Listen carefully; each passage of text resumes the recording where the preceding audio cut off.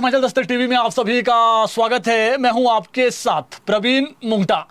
पूरा दिन हिमाचल प्रदेश में क्या कुछ खास रहा है, सभी बड़ी खबरों को लेकर आपके साथ हम जुड़ चुके हैं। आज की जो कई बड़ी खबरें हैं उसको लेकर आपको हम सभी जानकारी देंगे। लेकिन अभी की जो बिग ब्रेकिंग और बहुत बड़ी खबर है, हरियाणा से 31 के आसपास जो एमएलए हैं वो हिमाचल आ रहे हैं। ये बड़ी खबर है, कहां पर बड़ा खेला हो सकता है आपको बताएंगे। और ये एमएलए कहां जा रहे हैं, और ये बता दें आपको कांग्रेस के एमएलए हैं। हालांकि यहां पर जिस प्रकार से हिमाचल प्रदेश में कांग्रेस की सरकार है तो स्वाभाविक है हरियाणा में आपको मालूम है राज्यसभा चुनाव के लिए वोटिंग होनी है। उससे पहले जो चहलकदमी है, जो हमारे पास जानकारी है कि ये जो एमएलए हैं कुछ देर पहले शिमला के आसपास पहुंच गए हैं। पूरी खबर आपको विस्तार में बताएंगे। 31 एमएलए जो है शिमला पहुंचने की खबर है। हालांकि कुछ एमएलए अभी पहुंच ही गए हैं, कुछ एमएलए का पहुंचने का लगातार जो है इसके बाद चलता रहेगा। लेकिन जो सूचना है कि शोगी जो बैरियर है वो इन्होंने क्रॉस कर दिया है। कहां पर ये रुकेंगे और क्यों यहां पर आए, आपको इसके बाद पूरी खबर हम बताएंगे। दूसरी बड़ी खबर, केंद्र सरकार ने हिमाचल प्रदेश के लिए राहत राशि भेजी है। कितनी राहत राशि है वो भी बताएंगे। सीएम सुखविंदर सिंह सुक्खू आज बंगाणा में थे और बंगाणा में कई बड़ी घोषणाएं सीएम ने की है। इसके अलावा कुटलैहड़ से जो पूर्व में कांग्रेस के एमएलए थे, हालांकि बाद में उपचुनाव के बाद वो फिर से जो है वो चुनाव उन्होंने लड़ा भाजपा से, और उनको लेकर के आज कई जुबानी हमले वहां पर जो है वो सीएम सुखविंदर सिंह सुक्खू ने बोले हैं। और कई जो बंगाणा जो कुटलैहड़ विधानसभा हल्का है उसके लिए कई सौगात आज सीएम ने दी, आपको वो भी बताएंगे। और भी कई महत्वपूर्ण खबरें हैं और एक आम जनता से जुड़ी हुई खबर। काफी दिनों से कई खबरें सोशल मीडिया में चल रही थी कि पानी का बिल गांव में लिया जाएगा। इस पर आज सरकार ने पूर्ण विराम लगा दिया है। पानी का बिल अब नहीं आएगा, खबर बताएंगे इसके बाद। चलिए शुरुआत करते हैं पहली बड़ी खबर के साथ। केंद्र सरकार ने हिमाचल प्रदेश के लिए 288.39 करोड़ रुपए की जो राशि है अतिरिक्त केंद्रीय सहायता को मंजूरी दे दी है। यह राशि बाढ़, आकस्मिक जो बाढ़ आती है, बादल फटने, भूस्खलन और चक्रवात से हुए नुकसान की भरपाई को लेकर दी गई है। राष्ट्रीय आपदा प्रतिक्रिया कोष एनडीआरएफ के तहत यह राशि जारी कर दी गई है केंद्र सरकार की तरफ से, और 2 से 3 दिनों के भीतर यह राशि हिमाचल प्रदेश सरकार के खजाने में आ जाएगी। हिमाचल के साथ साथ देश के 5 अन्य राज्यों आंध्र प्रदेश, छत्तीसगढ़, गुजरात, नागालैंड और केंद्र शासित प्रदेश जम्मू कश्मीर को भी यह राशि जारी हुई है। माफी चाहूंगा, केंद्र शासित प्रदेश जम्मू कश्मीर पहले था लेकिन अब ये केंद्र शासित प्रदेश नहीं है, अब ये राज्य बन चुका है। केंद्र ने सभी 6 राज्यों के लिए 1912.99 करोड़ रुपए जो है वो जारी किए हैं। इसके अलावा दूसरी बड़ी खबर, हिमाचल प्रदेश पंचायती राज विभाग ने हिमाचल प्रदेश पंचायती राज चुनाव संशोधन नियम 2026 का ड्राफ्ट जारी कर दिया है। इन प्रस्तावित नियमों के अनुसार यदि किसी पंचायत सीट या पद को लगातार 2 कार्यकाल तक किसी आरक्षित वर्ग के लिए रखा गया है तो अगले चुनाव में उसे अनारक्षित यानी सामान्य माना जाएगा। प्रदेश मंत्रिमंडल की जो बैठक हुई थी मंजूरी के बाद, 13 तारीख को बैठक हुई, 13 मार्च को पंचायती राज विभाग की ओर से जो पीछे कैबिनेट बैठक हुई थी, माफी चाहूंगा, और आज इसको लेकर के जो है वो ऑर्डर निकाला गया है। और इसमें ऑर्डर में यह जो संशोधन है हिमाचल प्रदेश पंचायती राज चुनाव नियम 1994 में किया जा रहा है। यानी जो पीछे कैबिनेट में फैसला लिया था इसको लेकर के आज ऑर्डर हुआ है। कल हमने आपको पहले ही ये खबर बता दी थी कि जो 2 बार सीट रिजर्व हुई होगी यानी आरक्षित होगी वो ओपन हो जाएगी तीसरी बार के लिए। यानी इस बार जब पंचायत चुनाव होंगे, चाहे वो पंचायत में प्रधान की बात हो या फिर और कैसे जिला परिषद सदस्य हो, वार्ड मेंबर हो, कोई भी हो, तो तीसरी बार के लिए जो सीट है वो ओपन हो जाएगी। अब इसमें क्या चीज है, इन प्रस्तावित नियमों पर सार्वजनिक आपत्तियां और सुझाव प्रकाशन के 5 दिनों के भीतर भेजे जा सकते हैं। अधिसूचना में स्पष्ट किया गया है कि यदि किसी व्यक्ति या संस्था को इन नियमों पर आपत्ति या सुझाव देना है तो वह लिखित रूप में निदेशक पंचायती राज हिमाचल प्रदेश और इसके अलावा जो एसडीए कॉम्प्लेक्स कुसुम्पटी शिमला को भेज सकते हैं। यह संशोधन पंचायतों में आरक्षण के रोटेशन को जो है वो अधिक संतुलित और जो न्याय संगत बनाने के उद्देश्य से किया जा रहा है ताकि एक ही पद लंबे समय तक आरक्षित न रहे और अन्य वर्गों को भी प्रतिनिधित्व का अवसर मिल सके। ड्राफ्ट नियमों में पंचायत सदस्य, ग्राम पंचायत प्रधान, पंचायत समिति अध्यक्ष और जिला परिषद अध्यक्ष के पदों के लिए आरक्षण व्यवस्था से जुड़े नियमों में संशोधन प्रस्तावित किया गया है। यदि इन पदों में से कोई पद लगातार 2 चुनाव तक किसी आरक्षित वर्ग के लिए रहा है तो इन चुनावों में उसे अनारक्षित घोषित किया जाएगा, यानी 2 बार के बाद वो ओपन हो जाएगा। इस संशोधन में एक महत्वपूर्ण बात अब ये भी सुन लीजिए, ये भी इंपॉर्टेंट चीज है।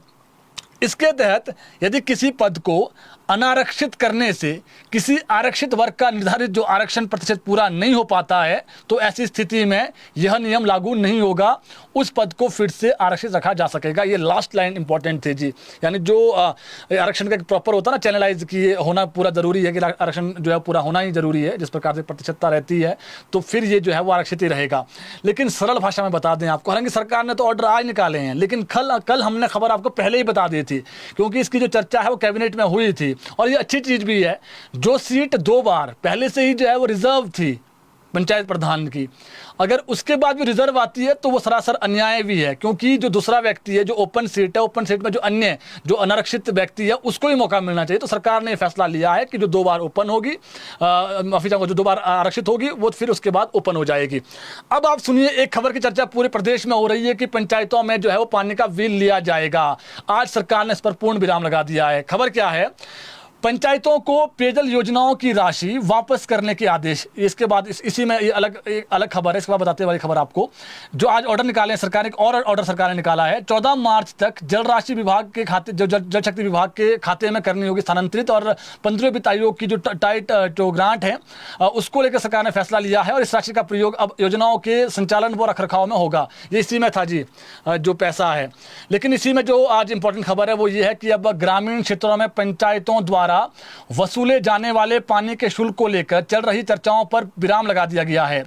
जल शक्ति विभाग ने इस संबंध में आदेश जारी करते हुए कहा है कि ग्राम पंचायतों को पानी का शुल्क लगाने या वसूलने के लिए किसी तरह का कोई निर्देश नहीं दिया गया है। इस संबंध में सरकार समीक्षा कर रही है अभी। ऐसे में सरकार ने पूर्व में जारी अपने निर्देशों को अगले आदेशों तक स्थगित रखा है।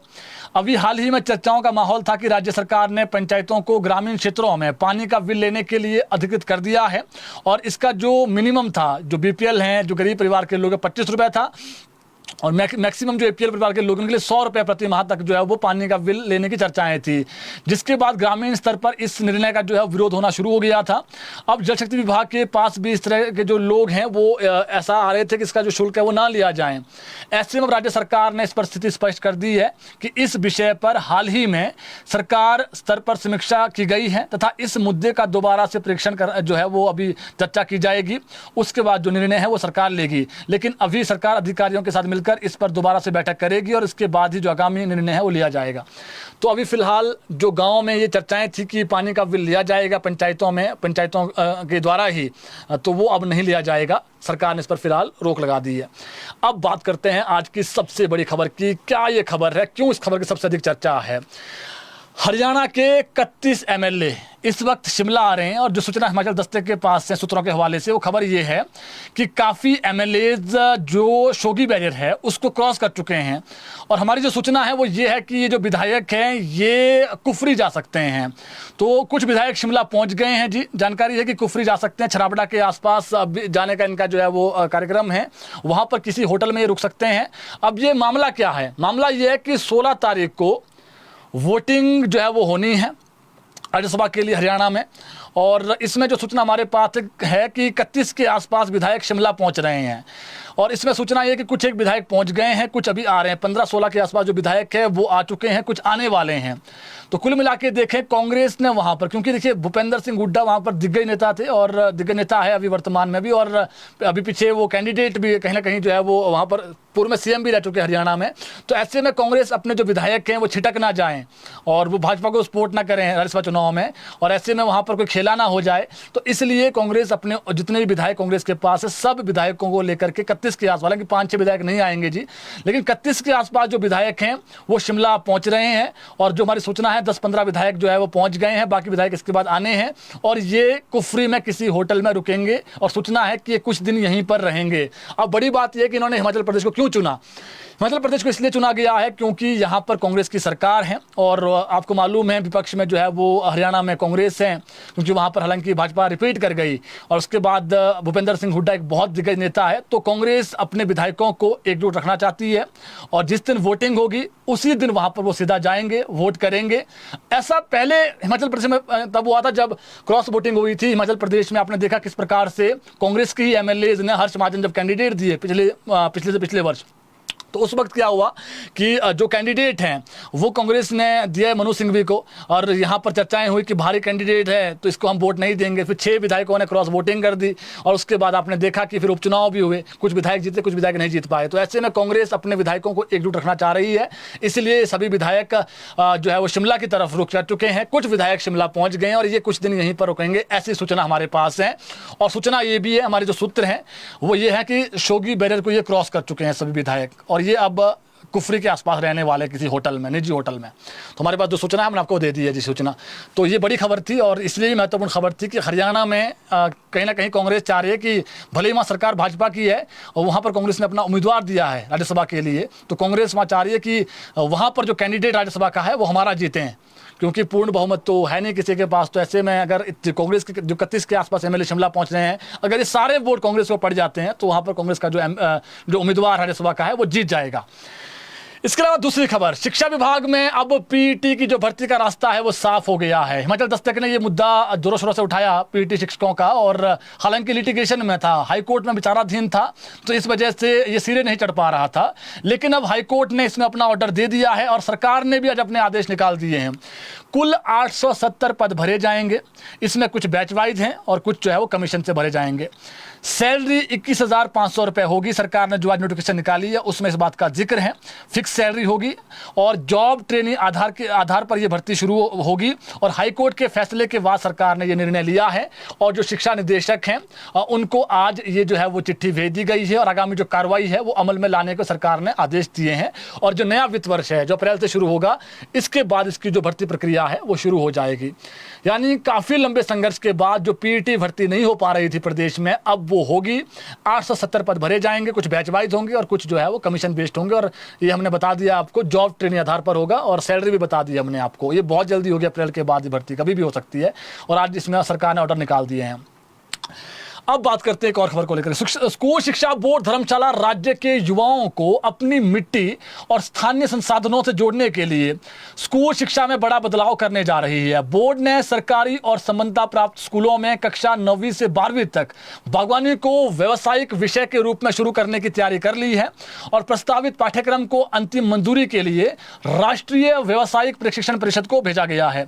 योजना है कि इसे जो शैक्षणिक सत्र यही वाला है 26-27 वाला, इसी में लागू कर दिया जाएगा।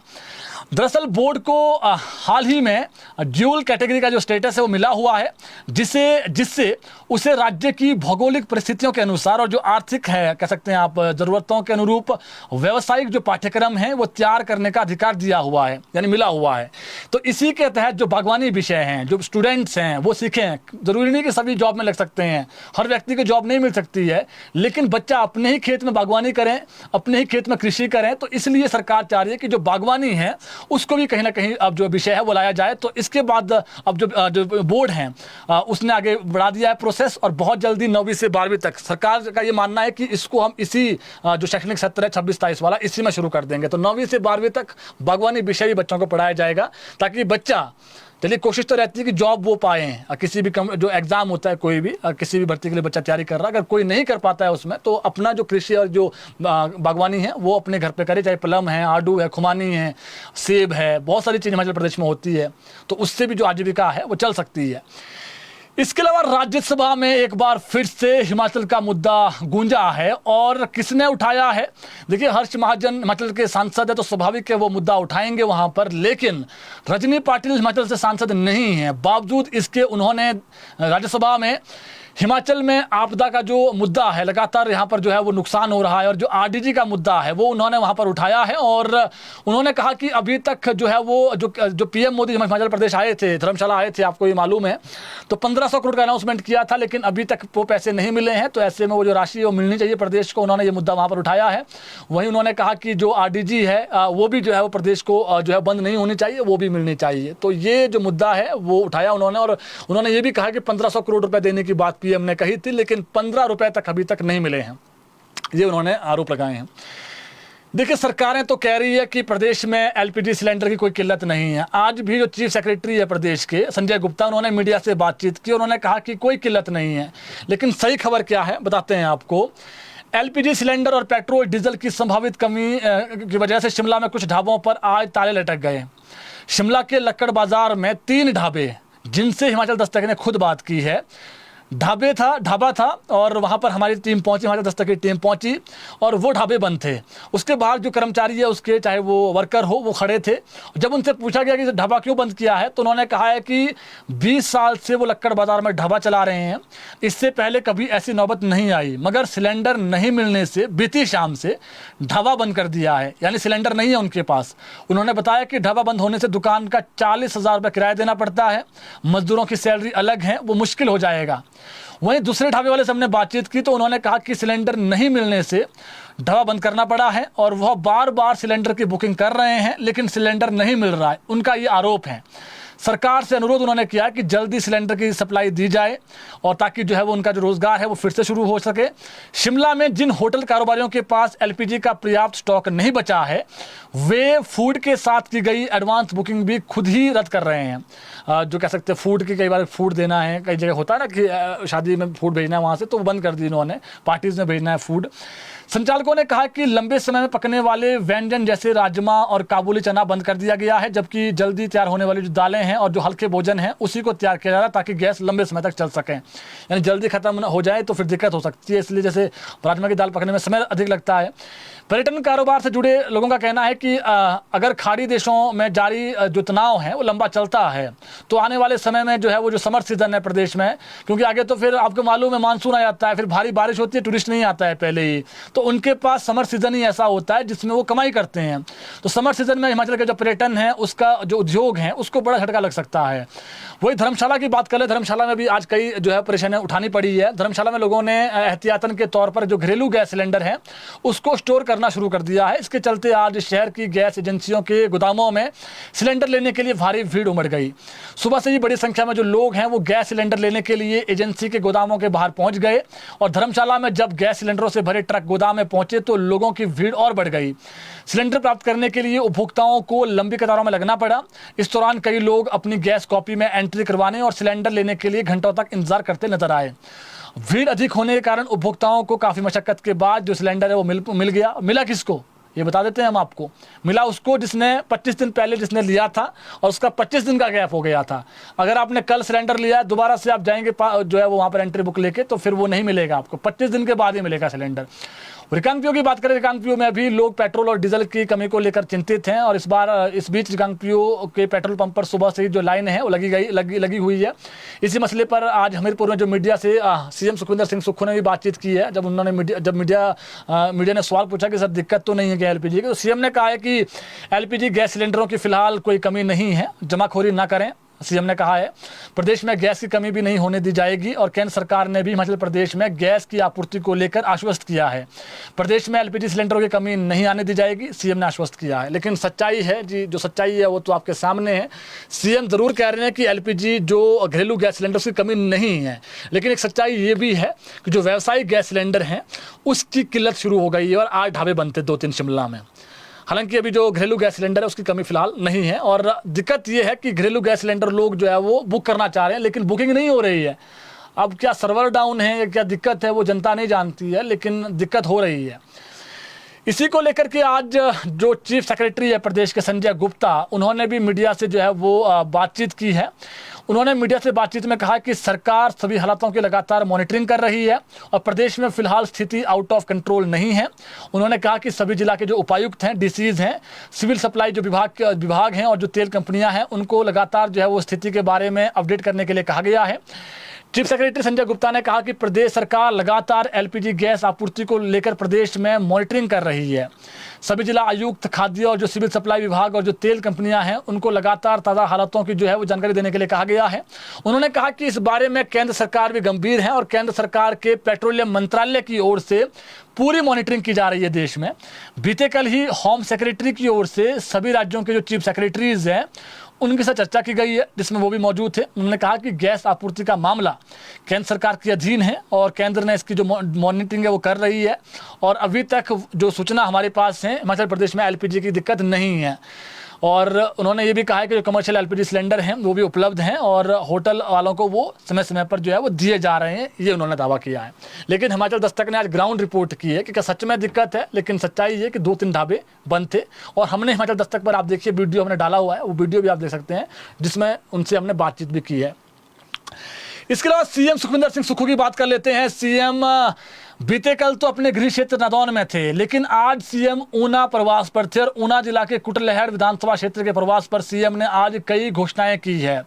इस दौरान सीएम ने 14.92 करोड़ रुपए की लागत से बनने वाली जो तुरकाल एक कह सकते हैं आप तुरकाल पंगा जो पेयजल योजना है उसका शिलान्यास किया, जिसमें बुधान, चमियाड़ी, धुंगले, लठियाणी और तनोड़ ग्राम पंचायतों के 10,000 से अधिक जो निवासी उनको इसका लाभ होगा जी। तो बहुत जरूरी है जी, पंचायतों में जो पेयजल परियोजनाएं हैं और इसके जो लोग थे इन पंचायतों के जूझ रहे थे पानी की समस्या से, लेकिन सरकार चाह रही है कि अब इसमें जो है वो जनता को दिक्कत ना आए, तो इसलिए जो सीएम ने एक नया शिलान्यास किया है।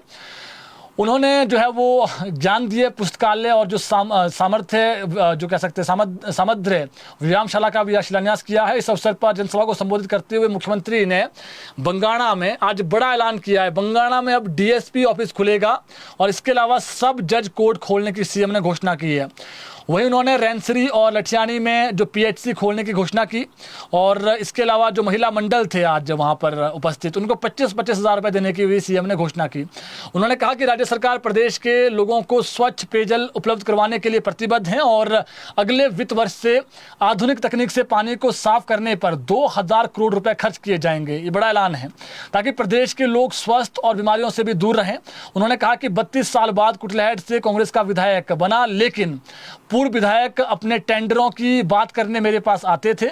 कांग्रेस के चुनाव चिन्ह पर जीतने के बावजूद उन्होंने कांग्रेस पार्टी के साथ धोखा किया क्योंकि उनकी नीयत ठीक नहीं थी। उन्होंने भुट्टो पर ये आरोप लगाए हैं। उन्होंने कहा कि ईमानदारी कभी भी नहीं हार सकती है और विवेक शर्मा उसका प्रत्यक्ष प्रमाण है। उन्होंने कहा कि विवेक शर्मा गुणवान भी है और भाग्यवान भी है। उन्होंने कहा कि कुटलैहड़ की जनता विवेक शर्मा को हमेशा आशीर्वाद देती है। वहीं पंजाब के वित्त मंत्री पर पलटवार किया है सीएम ने आज। सीएम सुखविंदर सिंह सुक्खू ने कहा कि हिमाचल प्रदेश की वित्तीय स्थिति पंजाब से बहुत बेहतर है। उन्होंने कहा कि आम आदमी पार्टी सरकार ने पंजाब में ओपीएस देने की बात की थी, अब चुनाव सिर पर आ गए हैं वहां पर, लेकिन अभी तक जो सरकारी कर्मचारी है उनको वहां पर ओपीएस नहीं दी गई है, जबकि प्रदेश सरकार ने पहले ही कैबिनेट में अपने कर्मचारियों को ओपीएस दी है। वहीं उन्होंने कहा कि हम प्रदेश की संपदा को किसी भी कीमत पर लूटने नहीं देंगे। मुख्यमंत्री ने कहा कि मैंने और उप मुख्यमंत्री ने, क्योंकि डिप्टी सीएम भी आज उसी कार्यक्रम में थे, जीवन में संघर्ष किया है और लोगों के दर्द को भली भांति हम जानते हैं, इसलिए लोगों के कल्याण के लिए योजनाएं बनाई जा रही है।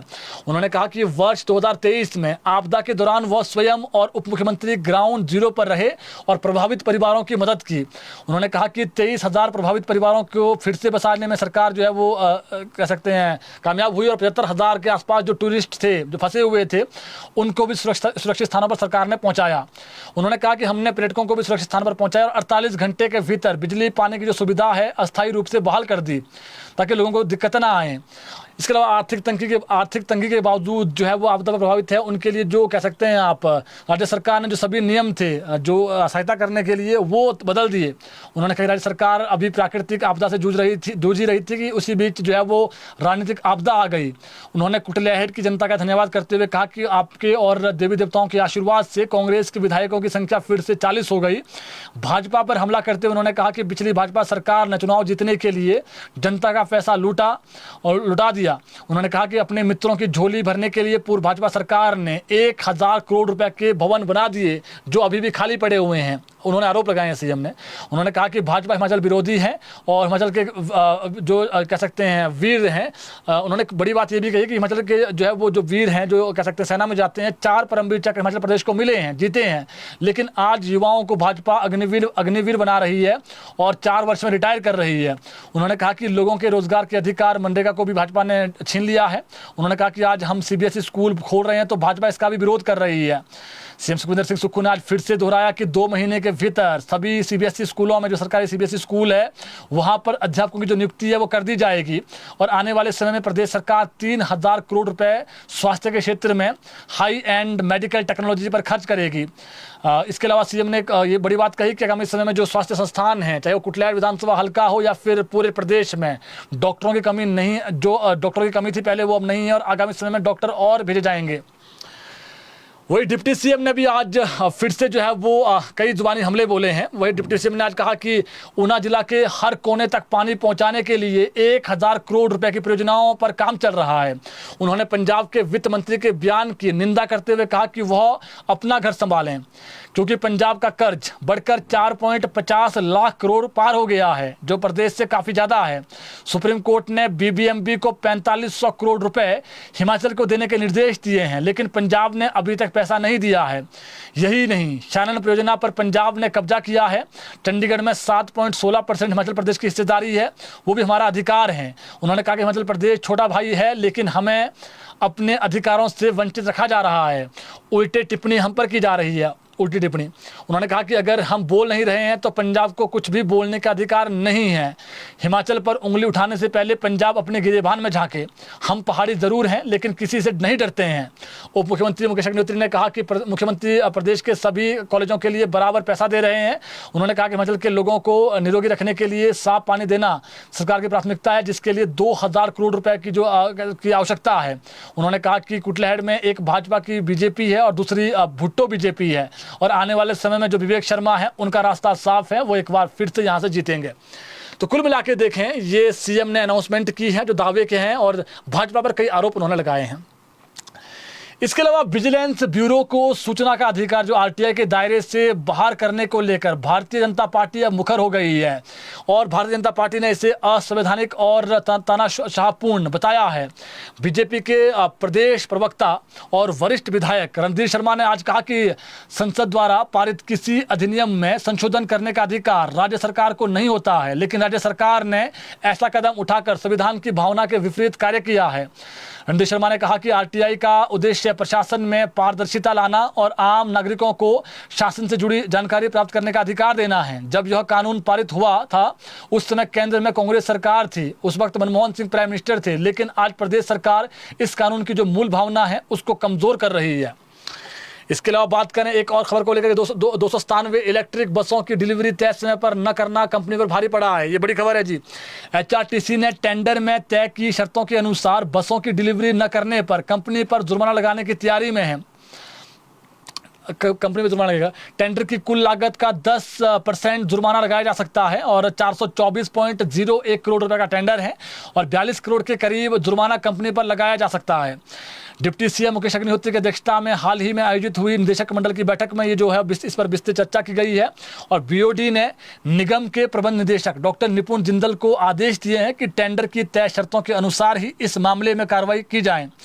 जुर्माना लगाने से पहले कंपनी का पक्ष भी जरूर सुना जाए, और कंपनी ने बसों की डिलीवरी में देरी के लिए तकनीकी कारण बताए हैं, लेकिन जिस प्रकार से जो डील हुई थी उस तय समय में डिलीवरी नहीं हुई, तो उस पर जुर्माना लगना अब तय है।